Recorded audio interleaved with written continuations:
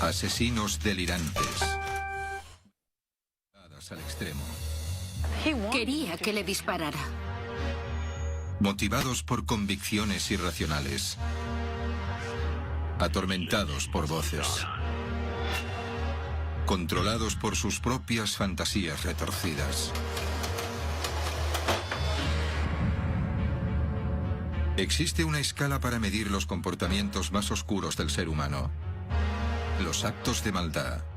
Mide la mente criminal y el crimen. Desde asesinos impulsivos hasta asesinos en serie, los forenses tienen una herramienta para determinar cuál es el peor perfil de un psicópata. Delirios. Los delirios pueden llevar al crimen.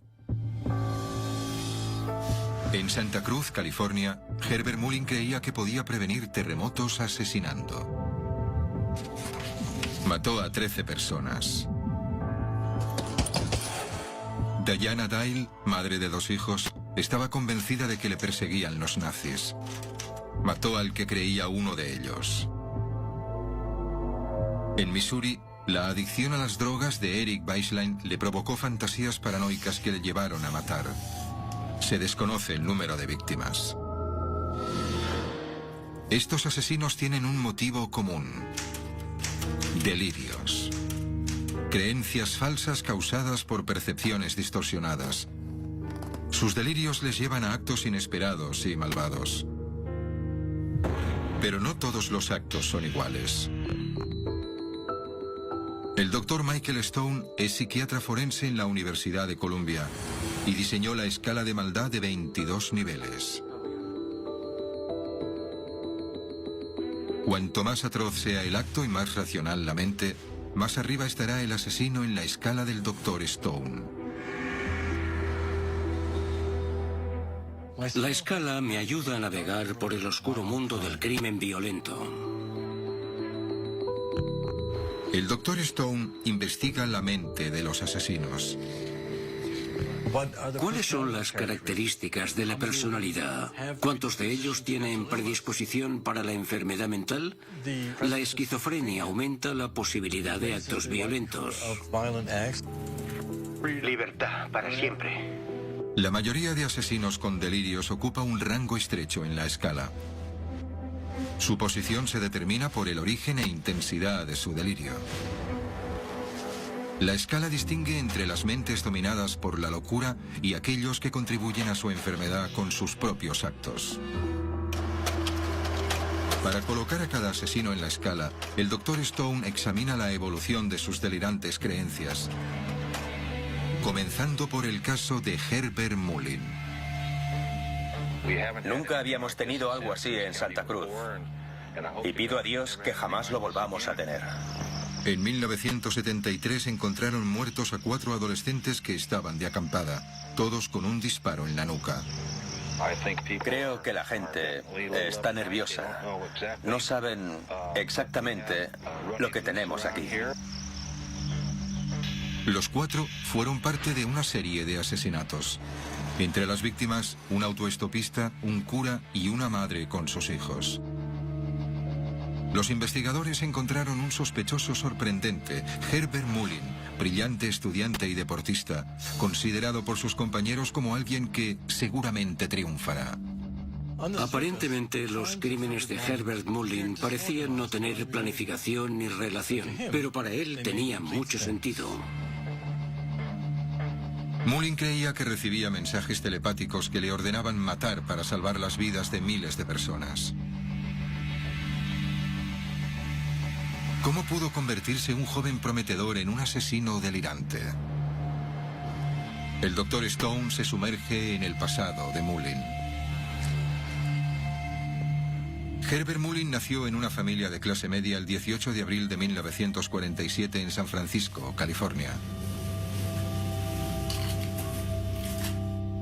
Su padre, veterano de la Segunda Guerra Mundial, era estricto pero cariñoso.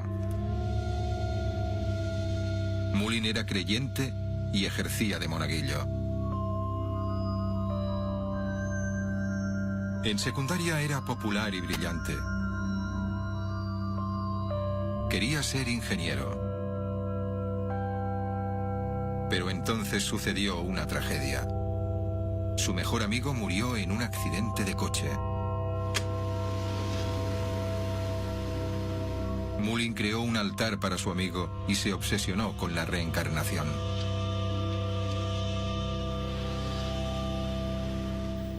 La muerte de su mejor amigo es un momento decisivo en la vida de Mullin. Es normal que un suceso traumático aumente la predisposición para una enfermedad mental y ayuda a que los síntomas aparezcan. Este parece ser el caso de Herbert Mullin. Desde este momento su vida empezó a cambiar. De hecho, la vida de Mullin no solo cambió, sino que se convirtió en una pesadilla. Perfil de un psicópata. Perfil de un psicópata. Hasta que cumplió los 18, Herbert Mullin disfrutaba de una cómoda vida de clase media. Era un deportista popular, estudiante de secundaria y quería hacer la carrera de ingeniería en la universidad. Pero su vida empezó a descontrolarse cuando su mejor amigo perdió la vida en un accidente de coche. En 1968, Mullin dejó la universidad y empezó a experimentar con drogas alucinógenas. Protestó contra la guerra de Vietnam y se hizo objetor de conciencia. Eso decepcionó a su padre, héroe de guerra. Comenzó a comportarse mal.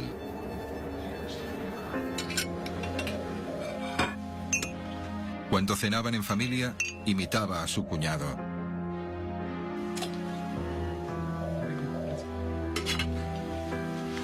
Y le copiaba cada movimiento.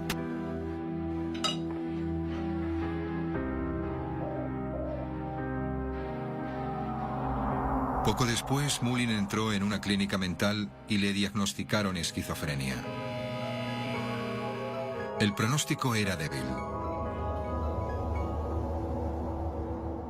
Antes de explorar el delirio y los crímenes de Herbert Mullin, debemos entender la esquizofrenia, la misteriosa enfermedad que está empezando a transformar su mente. La esquizofrenia afecta al 1% de la población mundial. Está basada biológicamente en el cerebro y priva a algunas personas de la habilidad de pensar y relacionarse racionalmente con otros.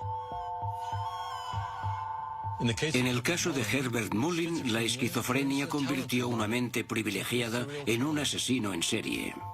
Nuevos avances científicos permiten a los investigadores saber más sobre el cerebro del esquizofrénico. Es un misterio lo que sucede en el cerebro cuando la esquizofrenia aparece. El doctor Paul Thompson es neurólogo en la Universidad de California, Los Ángeles. Una cosa que nos interesa es hacer un escáner a los esquizofrénicos para intentar entender lo que pasa en sus cerebros cuando sufren delirios, psicosis y alucinaciones. Con la resonancia magnética, Thompson hizo un escáner al cerebro de 12 pacientes esquizofrénicos durante 5 años. Gracias a estos análisis, el Dr. Thompson esperaba crear un mapa visual del impacto de la esquizofrenia en el cerebro. El primer escáner a los pacientes fue poco después de ser diagnosticados. Esto es cuando el paciente muestra los primeros signos de oír voces y tiene sensaciones irracionales. La falta de habilidad para entender si estos sonidos son reales o si están en su cabeza. Thompson realizó un importante descubrimiento. Cuando empezamos, creíamos que los cambios eran psicológicos, pero vimos que el cerebro tenía pérdida de tejido. Cuando un paciente tiene por primera vez signos de alucinaciones y delirios, es que están perdiendo tejido cerebral. En el primer año de enfermedad, los pacientes analizados perdieron el 5% de su tejido cerebral. 2 años después les hicieron otro escáner que reveló una progresión brutal. La mayor sorpresa es que aunque el daño empieza en la parte trasera del cerebro, hay una avalancha de pérdida de tejido cerebral que llega hasta la parte frontal. Así que lo que ves aquí en rojo es pérdida de cerebro que avanza como un incendio forestal. Las últimas imágenes, después de 5 años, revelaban que el daño había llegado al lóbulo frontal, que controla buena parte de nuestra función cognitiva. Y esta es la zona que da sentido a las percepciones que uno tiene. Así que cuando la pérdida de tejido avanza, comenzaremos a tener pensamientos equivocados. Puedes tener delirios sobre quién eres o no entender lo que sucede en el mundo. Tras 5 años con la enfermedad, terminas con un déficit del 25%. Una cuarta parte del tejido cerebral se pierde con la esquizofrenia. Estas células del cerebro nunca se recuperan.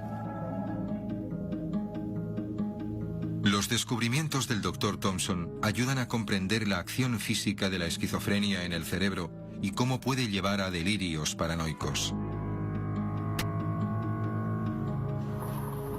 Para Herbert Mullin, el diagnóstico marcó el inicio de lo que se conoce como un patrón de cambios de conducta.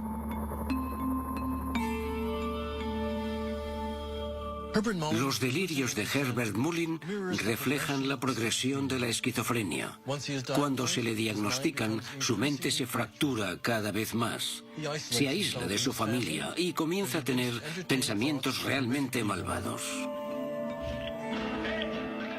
En 1971, Mullin comenzó a oír voces, y sus amigos empezaron a sospechar de él. Llegó a creer que le habían lavado el cerebro para que se hiciera objetor de conciencia. Te han manchado la cabeza con sus drogas. Son las drogas las que te hacen pensar eso. Mullin adoptó una vida más sana y empezó a practicar boxeo varias horas al día. Creía que recibía mensajes telepáticos que le daban acceso a información secreta. Como muchos esquizofrénicos, a Mullin le cuesta entender el mundo de su alrededor. Coge una serie de hechos sin aparente relación y describe algo con sentido. Cuando la enfermedad avanza, empieza a formar un delirio complejo y mortal.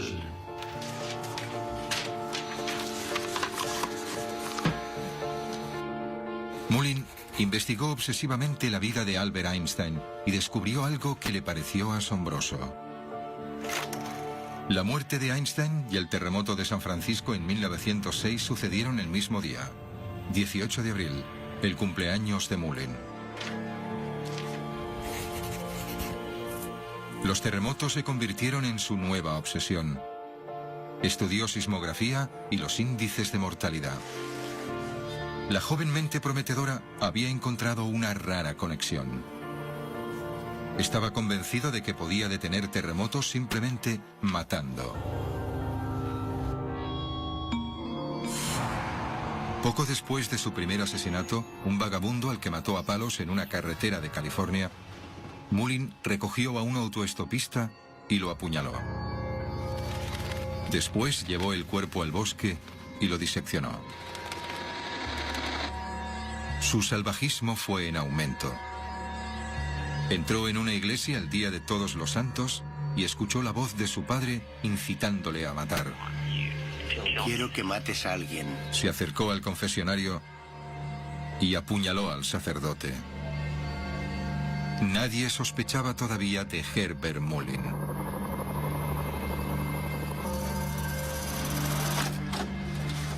Los esquizofrénicos experimentan episodios de realidad distorsionada.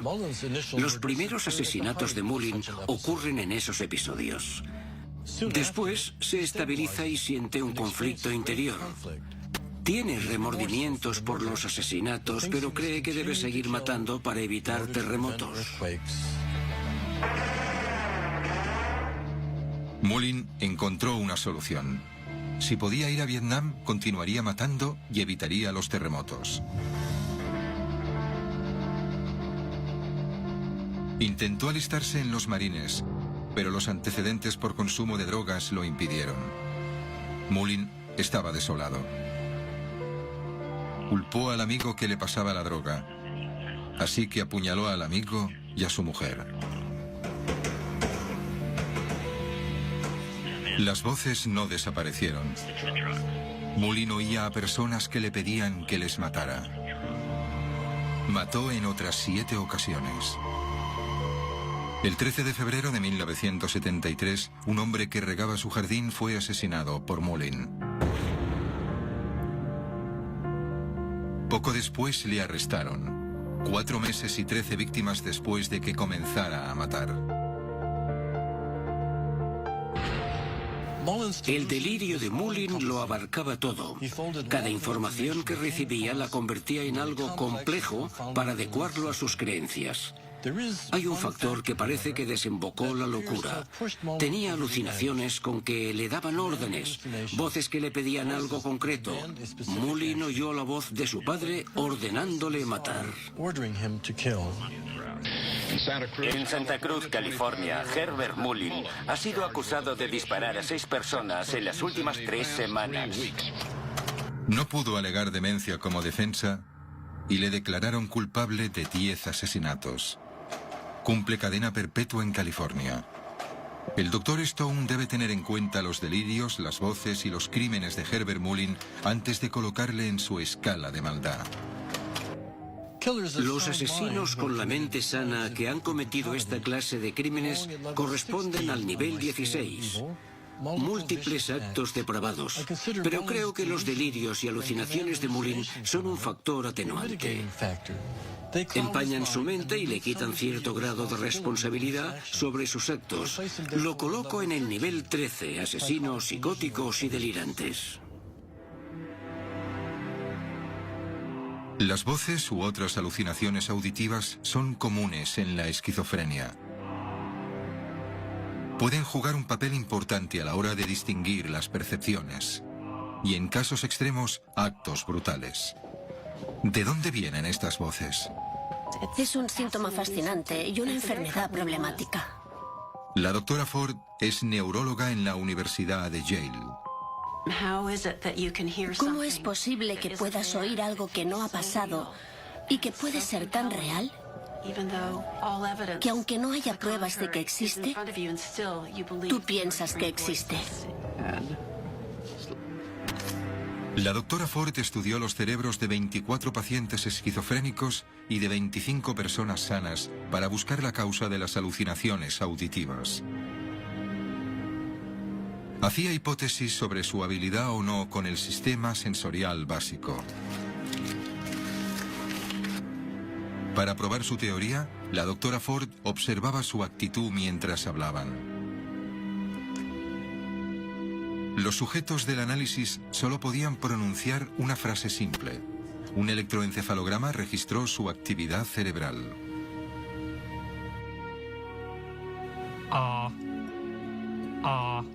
Justo antes de un control del habla, vemos esta ráfaga de actividad neuronal. 150 milisegundos antes de hablar, el cerebro dice, vale, vamos. La doctora Ford observó algo diferente en los cerebros de los esquizofrénicos. No tienen esta actividad neural. ¿Ve conexión entre esto y las alucinaciones auditivas? Descubrimos que quienes tienen menor sincronía neuronal antes de hablar tienen más probabilidades de sufrir alucinaciones auditivas. La doctora Ford cree que esta falta de actividad representa un fallo en el sistema cerebral.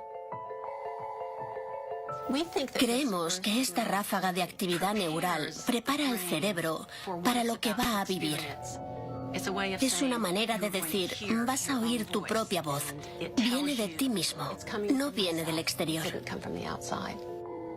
Si el sistema está roto, puede causar que los esquizofrénicos interpreten sus experiencias interiores como voces del exterior. Creo que lo que le sucede es que estos viejos recuerdos o experiencias están saliendo a flote. Y la diferencia entre tú y alguien con esquizofrenia y alucinaciones auditivas es que tú sabes que viene de tu interior y ellos eso no lo saben. Estas alucinaciones auditivas ordenaban a Mullin que matara.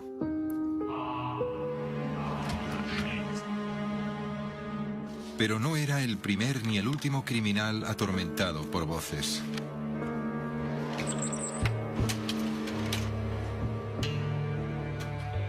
Ed Gein oyó la voz de su madre muerta y creyó que podía devolverla a la vida. Guardaba esquelas del periódico y empezó a esconder trozos humanos en el jardín. Incluso hacía vestidos con la piel de los muertos y objetos con los huesos. De la depravación pasó al crimen en los años 50. Gein admitió haber matado a 2 mujeres. Dijo que se parecían a su madre muerta. Como se le consideraba loco, el Dr. Stone lo coloca en el nivel 13 de su escala de maldad.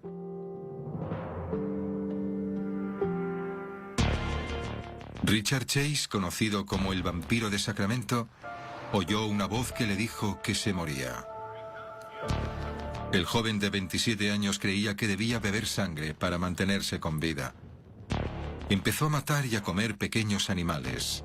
Luego pasó a los humanos. Chase asesinó a 6 personas, incluidas una embarazada, una madre y su hijo. Se bebió su sangre. Debido al salvajismo de sus crímenes, el Dr. Stone le coloca por encima de Gein, en el nivel 17. Gary Heidnik creía que oía la voz de Dios. Le ordenó que fundara una iglesia. Se autoproclamó obispo. El objetivo de su congregación era repoblar la tierra con sus hijos. Secuestró a mujeres y las retuvo en el sótano. Luego las violó y torturó durante días. Cuando no conseguían quedarse embarazadas, las mataba. La elaborada planificación de los crímenes de Heidnik y la tortura de sus víctimas lo distingue de otros asesinos delirantes. El Dr. Stone le coloca en el nivel más alto de su escala, el 22.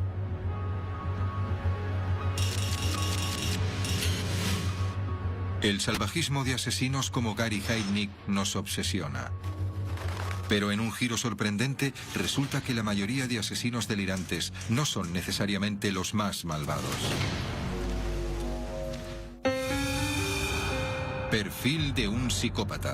12 de junio de 1997. Austin, Texas. 911 del condado de Williamson. ¿Cuál es su emergencia? Hola, soy Diana Dyle. ¿Podrían venir a Columbia Falls número 8503? ¿Qué ocurre? Hay un muerto.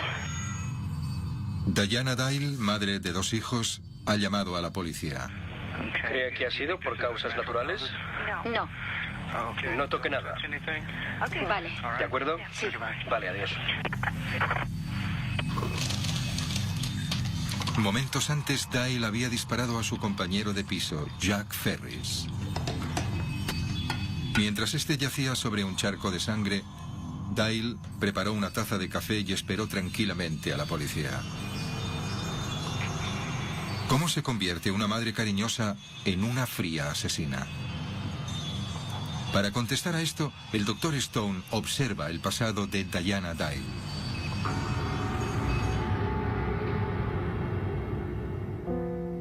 En Los Ángeles, durante la década de los 50, Diana Skidmore parecía una niña perfecta. Inteligente y bien educada, mostraba pasión por los animales. Se casó con el amor de toda su vida, George Gallo, y la pareja tuvo 2 hijos. Pero en 1979, Diana Gallo tuvo un aborto y su mente empezó a desvariar. Las experiencias traumáticas pueden causar una ruptura con la realidad o psicosis. Las dolorosas experiencias podrían haber convertido un episodio psicótico en una enfermedad mental. El marido de Diana notó su cambio. Se volvió ansiosa e irracional. Creía que su vida estaba en peligro y que la perseguían los nazis.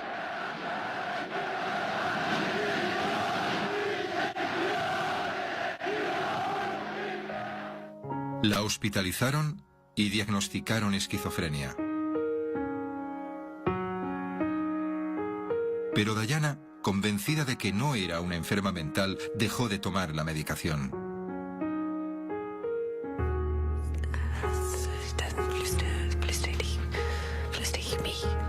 Creía que los chicos estaban en peligro y les obligó a llevar pulseras como amuleto para protegerles de los asesinos nazis.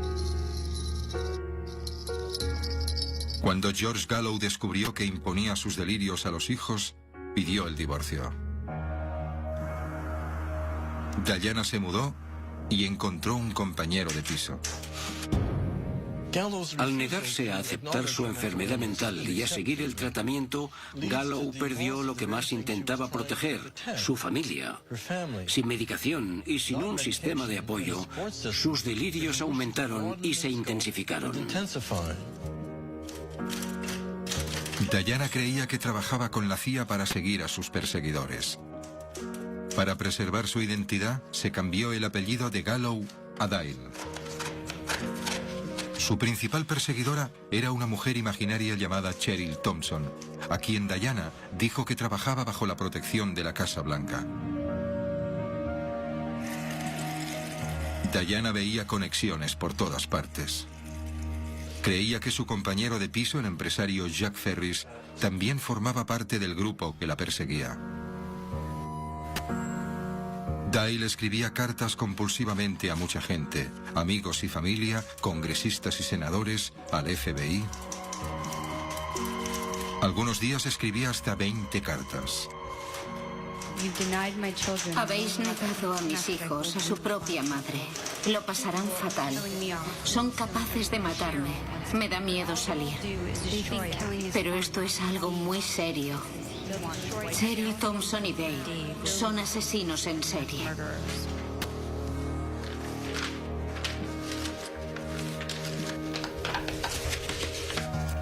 Dale muestra síntomas de hipergrafía, la necesidad compulsiva de escribir. Canaliza sus delirios en la escritura. Cuando nadie responde a sus gritos de ayuda, los delirios alcanzan nuevas cotas. Diana Dyle estaba convencida de que su compañero de piso la había envenenado y que se estaba muriendo lentamente. Ferris desconocía sus sospechas.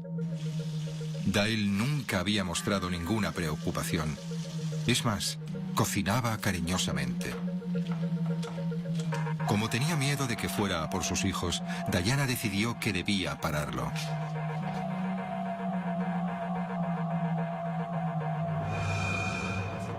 Una mañana que leía el periódico, se le acercó, le apuntó al pecho y disparó.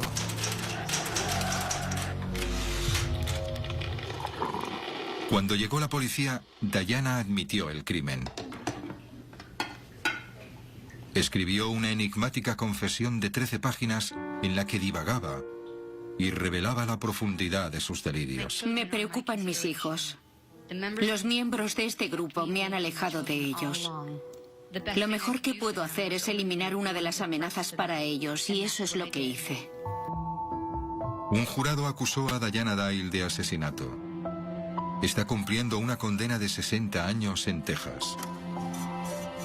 Aún hay mucho que no sabemos de los delirios de Diana Dyle. Aunque hubo un momento que le diagnosticaron esquizofrenia, no tengo claro que estuviera realmente afectada por esa enfermedad. Para colocarla en su escala de maldad, el Dr. Stone viajó a Texas para conocer personalmente a Diana Dyle. El Dr. Stone lo consideraba un reto. Me gusta estar en guardia porque sus experiencias con psiquiatras no han ido bien. Ella niega ser una enferma mental. Stone se reunió con Diana Dyle en la cárcel donde cumple condena.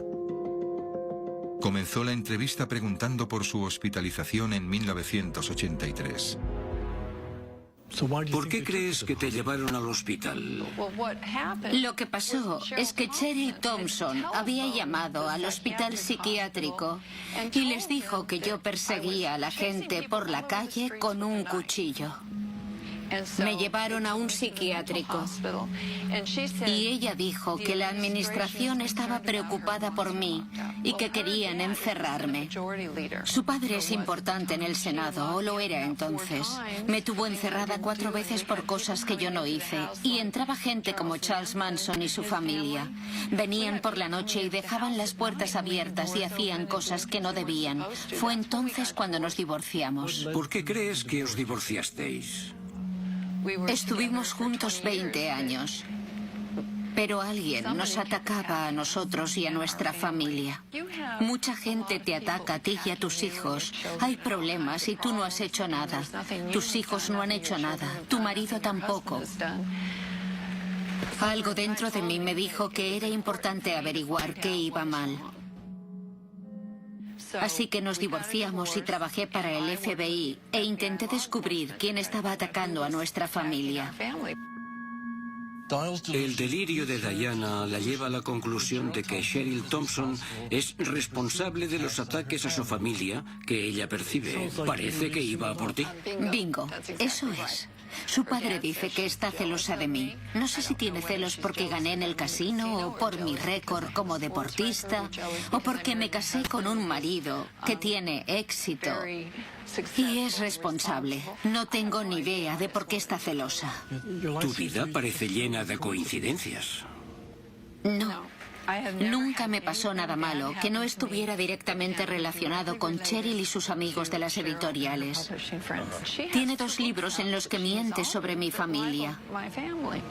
Uno se llama Eso es veneno y el otro Qué montón de basura. Para mí es intencionado. Muestra su intención. Tiene amigos en las editoriales y es esa la gente con la que he tenido todos estos problemas. La amplitud de miras de sus creencias es impresionante. Su colorido esquema de pensamiento delirante ha creado un tema singular en el que todo fluye. Cuando habla sobre esto, nunca resbala. Creo que hay un grupo de editores que no son muy leales a Estados Unidos y que están relacionados con el Partido Comunista. Están relacionados con el Partido Nazi. Parece que esta gente está trabajando a nivel clandestino. Entiendo lo que dices. Piensas que como no has oído hablar de ellos, no existen. La experiencia de entrevistar a la señora Dyle fue fascinante y frustrante al mismo tiempo. Estaba cómoda con sus respuestas y no le molestaban mis preguntas.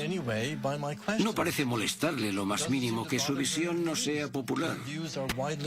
Empecé a pensar en ella como una tenista profesional. Daba igual lo que le lanzara, me devolvería un revés o una bola con efecto sin mayores problemas. Y siempre caía en mi lado de la pista, nunca en la suya. El Dr. Stone pasó al asunto de Jack Ferris. Jack me había envenenado justo el día del nacimiento de Hitler, en abril. 20 de abril. 20 de abril de 1997. Me dijo que había matado a mi abuela el 10 de enero de 1997.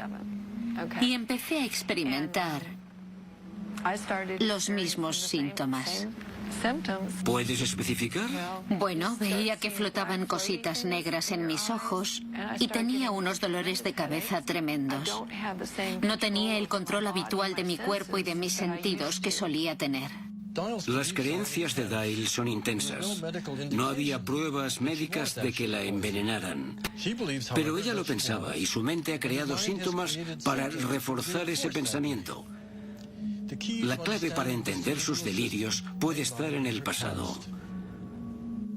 ¿Cuándo empezaron los problemas? El problema comenzó cuando conseguí un récord mundial en el instituto. Y cuando fui a UCLA me preguntaron si quería entrar en el equipo de natación y dije que sí. Entonces recibí una llamada amenazándome de muerte. Acabaremos contigo y con todos los demás si entras en ese equipo. Aquel fue el primer problema grave. Tampoco existen pruebas de que tuviera ningún récord mundial en natación. Esto demuestra la grandiosa naturaleza de su delirio. Siente que es el objetivo por sus atributos positivos y logros. El delirio para expandirse ya fue de adulta, después de casarse con George Gallo y tener un hijo. Entonces tuviste tu primer hijo en el 81, ¿no? Sí. Sí, entonces... Pasó algo antes de eso. ¿El qué? George vino un día del trabajo y dijo que un amigo iba a Nevada a apostar y quería saber si iríamos con él. Así que fuimos y entramos en el casino, donde gané a un hombre llamado Will Harvey. Es el tío al que acabé disparando. Pero aquí en Texas utilizaba el nombre de Jack Ferris. ¿Y crees que era la misma persona? Sí, creo que era la misma persona. Destaca la fuerza del delirio de Dyle. Su mente elabora constantemente historias imposibles, que para ella arrojan luz sobre la trama en su contra. El tío al que disparé me dijo que le habían pagado para seguirme. Era un contrato. Le ofrecieron $1.000 millones para envenenar a la gente que no le gustaba a Cheryl Thompson y a su padre. ¿Te dijo eso o...? Sí, me lo dijo. Cheryl Thompson no existe. Es una creación de la delirante mente de Dyle. Ella se ve como parte de una conspiración política mayor, orquestada por su némesis imaginaria. Jack dijo que tenía problemas con la gente para la que trabajaba. Así que dijo que se había cargado el edificio federal de Oklahoma e intentó incriminar a McVeigh y Nichols. ¿Crees que lo hicieron mal en Oklahoma? Bueno, solo te digo lo que me contó ese hombre. Dijo que fue allí y se cargó el edificio federal e intentó que pareciera que lo había hecho Timothy McVeigh, ¿sabes? ¿Pareces muy segura de eso o crees que...? Te digo lo que me contaron. Ya sé que te dijeron eso, pero ¿tienes la más mínima duda de que sea verdad? Ninguna duda, ninguna, ¿vale? A ver, ¿no crees que es extraño que Jack se te acercara y te dijera que era responsable del edificio Moore? No, porque estaba preparando su propia muerte. Quería que lo disparara. Intentaba librarse de mí. Me impactó la simpática locura de Diana Dyle. Es raro ver a alguien con delirios dominar tan bien la situación. Ella nos suelta el discurso inconexo que es característico de la esquizofrenia.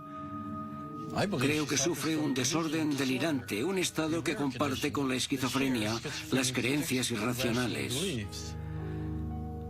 Dyle temía realmente por su vida y sentía que no tenía más opciones que matar a su compañero de piso. Debido a la naturaleza de estas creencias delirantes, la coloco en el nivel 7 de mi escala de maldad. Al colocar a los asesinos en su escala, el Dr. Stone considera la enfermedad mental como un factor atenuante. En este caso parece cierto, ya que se apodera de su mente y golpea sin avisar. Pero para algunos asesinos, la locura es por propia elección. Estos son para el Dr. Stone los más malvados. Perfil de un psicópata. Cuando analiza criminales delirantes, el Dr. Stone se encuentra a menudo percepciones distorsionadas y pensamientos equivocados que aparecen sin avisar. Pero la mayoría de estos asesinos buscan la locura. Son depredadores y planificadores como Eric Weisslein. En 1993, el agente de seguros Eric Weisslein estaba paranoico. Creía que le seguían y discutía con objetos. Pero aún no había asesinado a nadie. Weisslein muestra un comportamiento de muchos asesinos en serie, pero la causa de este comportamiento es solo una de las cosas que lo separa. 1975, Hobart, Indiana. Eric Weisslein era un niño activo y encantador, pero también impaciente y travieso. Cuando tenía 12 años le expulsaron del colegio por fumar marihuana. Con 18 ya era un adicto a la cocaína. Sus familiares notaban un comportamiento inquietante, tenía mucho carácter y tendencia a mentir. Desde pequeño, Weisslein mostró tendencias psicópatas que comparten muchos asesinos. Un discurso lascivo, indiferencia por los demás y, más significativamente en este caso, cautivador. Su adicción a las drogas alimentaba su juego psicópata. Weisslein trabajaba como vendedor de seguros para ancianos. Pronto se ganó una buena reputación por lo bien que hablaba y vestía. Con dinero, el consumo de cocaína se le fue de las manos. Se volvió paranoico. Pensaba que le seguían. Empezó a llevar consigo una botella de cloroformo. Más tarde declaró que lo hacía como protección. Según aumentaba su paranoia, a Weisslein le costaba continuar con el hábito de consumir. Empezó a utilizar a sus clientes ancianos. Vendía pólizas de seguro falsas y utilizaba el dinero para comprar cocaína. Estaba colocado durante horas. Paralizado por las sospechas, Weisslein se convenció de que sus perseguidores le controlaban y que habían instalado micrófonos en las paredes.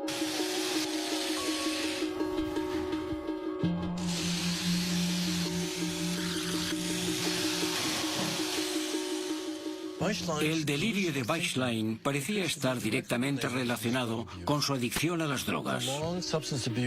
El consumo prolongado puede producir síntomas fuertes y duraderos similares a la esquizofrenia.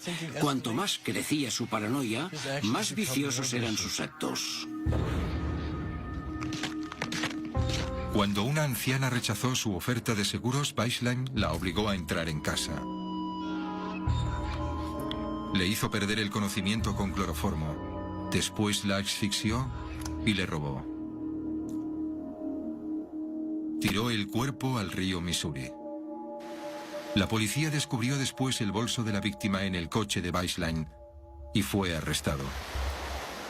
Los investigadores descubrieron un patrón de conducta.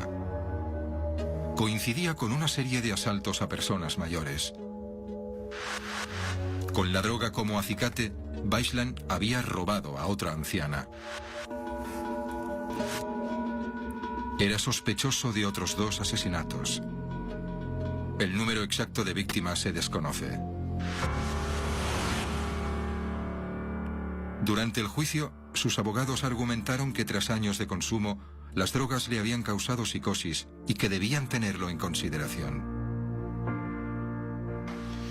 El consumo de drogas como factor atenuante aquí es absurdo. Para mí aumenta su maldad. Weisslein se ponía él mismo en un estado alterado, donde tenía más posibilidades de cometer actos atroces. Un jurado le declaró culpable de asesinato en marzo de 1994. Cumple cadena perpetua en Missouri. Antes de colocar al asesino en su escala de maldad, el Dr. Stone valora la mente, el motivo y los crímenes de Eric Weisslein. Como en los casos de Herbert Mullin y Diana Dyle, la mente de Weisslein estaba nublada por pensamientos delirantes. Pero Mullin y Dyle padecían una enfermedad mental. Los delirios de Weisslein eran causados por el exceso de drogas. La preparación de Weisslein para el asesinato y los atracos revelan un grado de premeditación. Por esto lo coloco más arriba que a Mullin y Dyle, en el nivel 16, psicópatas que cometen múltiples actos violentos. Asesinos delirantes. La investigación médica ha desvelado algunos factores que los llevan a sus mundos distorsionados. Aunque hay similitudes en cómo afrontan esta experiencia, la causa de sus estados mentales es lo que los distingue. Esto determina dónde aparecen en la escala. Considero que un asesino involuntariamente afectado por la enfermedad mental será menos malvado que un asesino cuya realidad distorsionada la produce uno mismo. El Dr. Stone continúa analizando los actos brutales de los asesinos delirantes para comprenderlos y así poder ayudar a prevenir sus horrorosos crímenes. Esto es solo un paso en su viaje por comprender y cuantificar la maldad.